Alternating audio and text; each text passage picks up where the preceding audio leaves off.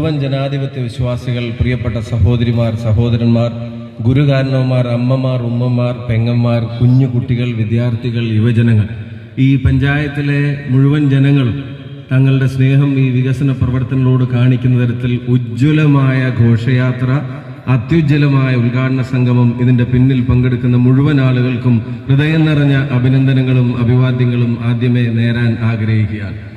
ഞാൻ സത്യം പറഞ്ഞ MP കുറേ സമയമായി നമുക്ക് വേണ്ടി ചെലവഴിക്കുന്നു എന്നൊക്കെ പഞ്ചായത്ത് പ്രസിഡന്റ് പറയും. എനിക്ക് ഇനിയും കൂടുതൽ സമയം ചെലവഴിക്കാൻ കഴിയാവുന്ന തരത്തിലാണ് നിങ്ങളുടെ പങ്കാളിത്തം. പക്ഷെ എനിക്ക് ഇരിങ്ങലിലൊരു പരിപാടിയും, അത് കഴിഞ്ഞ് കൊയിലാണ്ടിയിലെ പരിപാടി, അത് കഴിഞ്ഞ് നാളെ തിരുവനന്തപുരത്ത് നടക്കുന്ന ഒരു യോഗത്തിൽ പങ്കെടുക്കാൻ ട്രെയിനും ഉള്ളതുകൊണ്ടാണ് ഇങ്ങനെ മുള്ളുമ്പോൾ നിൽക്കുന്ന പോലെ നിന്ന്.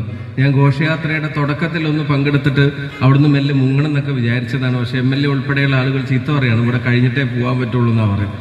അവസാനം അവിടുന്ന് വന്ന് വരുന്ന വഴിയിൽ ഉടനീളം ആളുകൾ, ഇപ്പോൾ നിങ്ങളെല്ലാവരും ഇവിടെ വന്ന്, ഞാൻ ആ മാലിന്യ ട്രീറ്റ്മെൻറ്റ് പ്ലാന്റിൻ്റെ അകത്തേക്ക് ചെന്നു. അവിടെ നാടമുറിച്ച് ഉദ്ഘാടനം ചെയ്യുക മാത്രമേ അതിനകത്ത് ചെന്നു. നമ്മുടെ ഹരിത കർമ്മസേനയുടെ പ്രിയങ്കരായ സഹോദരിമാർക്കൊപ്പം ഈ നാടിനെ ഇങ്ങനെ വൃത്തിയായി കാക്കുന്നതിന് വേണ്ടി കഠിനാധ്വാനം ചെയ്യുന്ന പ്രിയപ്പെട്ടവരോടൊപ്പം അതിനകത്ത് ഞാൻ കയറി. ഇപ്പം ഞാൻ പഞ്ചായത്ത് പ്രസിഡന്റ്, പേര് മിനി കാന്നാണെങ്കിൽ ഇത് മിനിക അല്ല, ഇത് മാക്സിമം കായ ആണ് എന്നുള്ളത് പ്രവർത്തനം കൊണ്ട് തെളിയിച്ചിട്ടുള്ള ആളാണ് നമ്മുടെ പഞ്ചായത്ത് പ്രസിഡന്റും വൈസ് പ്രസിഡന്റ് ഷുഹൈബ് ഉൾപ്പെടെയുള്ള ആളുകളും നമ്മുടെ മെമ്പർമാർ ഓരോരുത്തരും. രാഷ്ട്രീയത്തിന് അതീതമായി ഏതൊരാൾക്കും ഈ നാടിന്റെ മുന്നേറ്റത്തിന് അഭിമാനത്തോടെ ചേർന്ന് നിൽക്കാൻ കഴിയാവുന്ന തരത്തിലാണ്.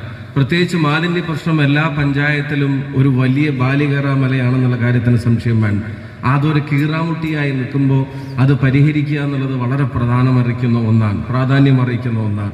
ഇവിടെ അങ്ങനെ ഒരു സ്ഥലം കിട്ടി, ആ സ്ഥലത്തിനോടനുബന്ധിച്ച് തന്നെ കുറേ തർക്കങ്ങളുണ്ടായി.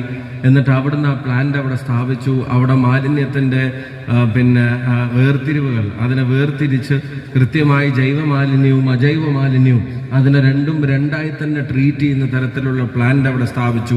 അതിൻ്റെ ഡ്രയർ മെഷീൻ ഉൾപ്പെടെയുള്ള സംവിധാനങ്ങൾ ഇവിടെ കൊണ്ടുവന്നു. ഇത് ഏറാമല പഞ്ചായത്ത് കെട്ടിടത്തിൻ്റെ സൈഡിൽ ഇങ്ങനെ മൂലയിൽ നീല ഷീറ്റിട്ട് നിൽക്കുന്ന ഒരു കെട്ടിടവും അതിന് പെയിന്റ് അടിച്ചൊരു 4 പെയിന്റ് അടിച്ചിട്ട് അവിടെ ഒരു കമ്പിയും വെച്ചിരുന്നതായിട്ടല്ല അതിനെ കാണേണ്ടത്.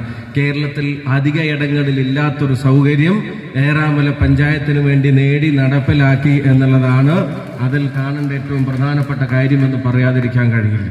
അപ്പോൾ അത് തീർച്ചയായിട്ടും നാട് മുന്നോട്ട് പോകുമ്പോൾ എല്ലാവർക്കും നാട് വൃത്തിയായി കാണണമെന്ന് ആഗ്രഹിക്കുന്ന ജനങ്ങളാണ്.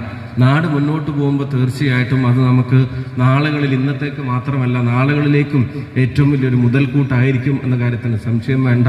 ഞാൻ മനസ്സിലാക്കിയിടത്തോളം പല സമയത്തായി 2 കോടിയോളം രൂപ അതിൻ്റെ അതിൻ്റെ വികസന കാര്യങ്ങൾക്ക് നീക്കി വെച്ചിട്ടുണ്ട് എന്നതാണ് മനസ്സിലാക്കുന്നത്.